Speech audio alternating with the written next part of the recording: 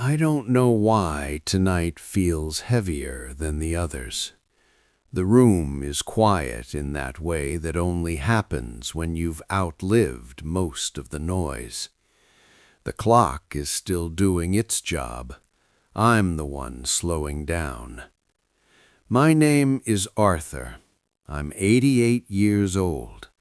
That number still surprises me when I say it out loud. I don't feel 88 inside.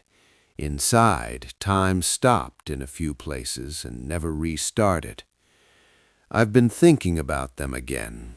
I do that a lot lately, not because I want to, because the mind loosens its grip when it's tired and old memories start slipping through.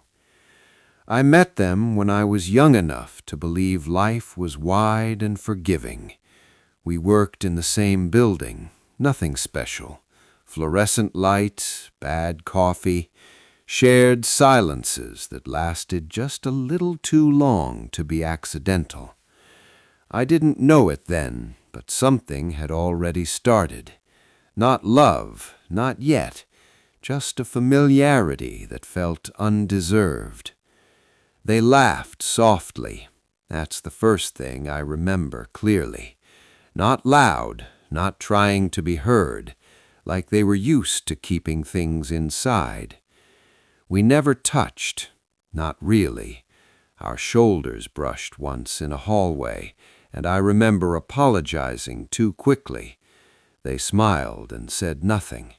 That silence stayed with me longer than any conversation we ever had.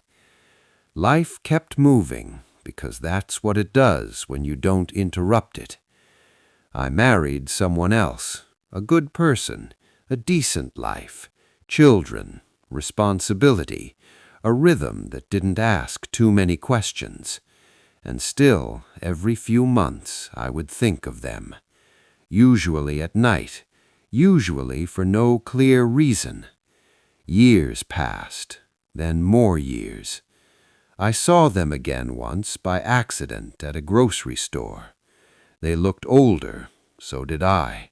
The world had clearly not been gentle with either of us. We stood there with our carts between us like a small fence. We talked about nothing, weather, prices, the usual safe things people use when the real words feel too dangerous. I wanted to say something. I didn't know what. I just knew there was a sentence inside me that had been waiting a long time. They told me they lived alone now. I nodded like that was just another fact, like the weather. When we said goodbye, they hesitated, just for a second. I noticed it. I still notice it. That night I lay awake longer than usual. My wife was asleep beside me. The house breathed around us. Everything was exactly where it was supposed to be, except me. I told myself it was nothing. I was good at that. I built an entire life on telling myself that. After that, I started remembering things I didn't know I had kept. The way they listened, the way they never rushed me, the way I felt oddly honest when I was near them, even when I said very little. I didn't call. I didn't write. Time did what it always does when you let it decide for you. Years later, I heard they had moved away. Then, later still, that they were gone. I don't remember where I was when I heard. That part is strangely blank. But I remember sitting down, even though I wasn't tired. Something closed then, quietly, without ceremony. I lived many more years after that. A full life, people would say. They're not wrong. They're just not standing where I am now. As the years thinned out, that old feeling returned more often. Not sharp, not dramatic, just present, like a room you never enter, but always pass by. There are nights now when I try to remember when love actually began. Not the word, the feeling. I think it started long before I ever admitted it to myself, back when it felt safer to call it curiosity or kindness or nothing at all. I loved them longer than I knew I did. That's the truth I keep circling now. I thought love was supposed to announce itself, make noise, demand action. This one didn't. It waited. It stayed quiet. It fit itself into the spaces I didn't guard. By the time I recognized it, my life was already spoken for, and I was very good at honoring the life I had built. I don't regret my family. I don't regret the years I lived faithfully inside my choices, but there is a cost to not looking too closely at certain feelings.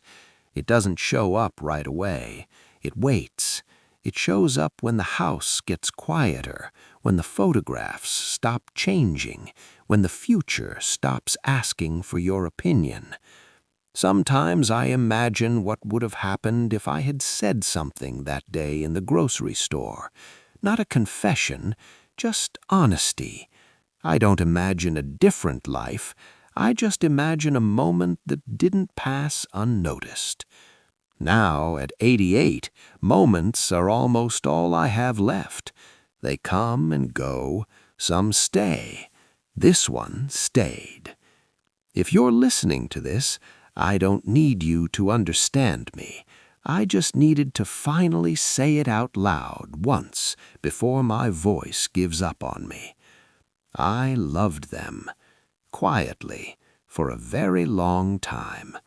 You don't have to respond. You don't have to do anything at all. If this made you think of someone, you can sit with that for a while, or you can leave a few words behind, or you can just stay quiet with me for a moment longer. The night gets longer now, or maybe I do. I find myself listening for things that won't come back. Footsteps, a door, a voice I never quite learned the weight of. It's strange how the mind holds on to what it never fully touched.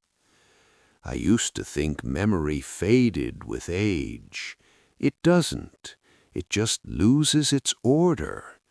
Some days I can't remember what I had for breakfast, but I remember the way they looked at me when I spoke too seriously, like they were trying to soften something without saying so.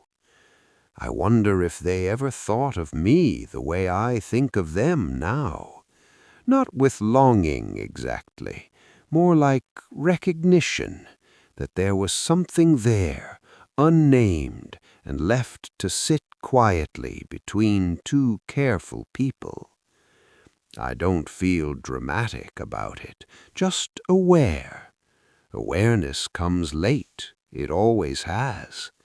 If there's any reason I turned this recorder on, it's because silence can start to feel crowded when you're near the end. Saying things aloud makes a little room. I don't need absolution. I don't need a different ending. I just didn't want this to disappear without a sound. The clock is still going. I'm still here. For now, that's enough. If you're still listening, thank you for staying.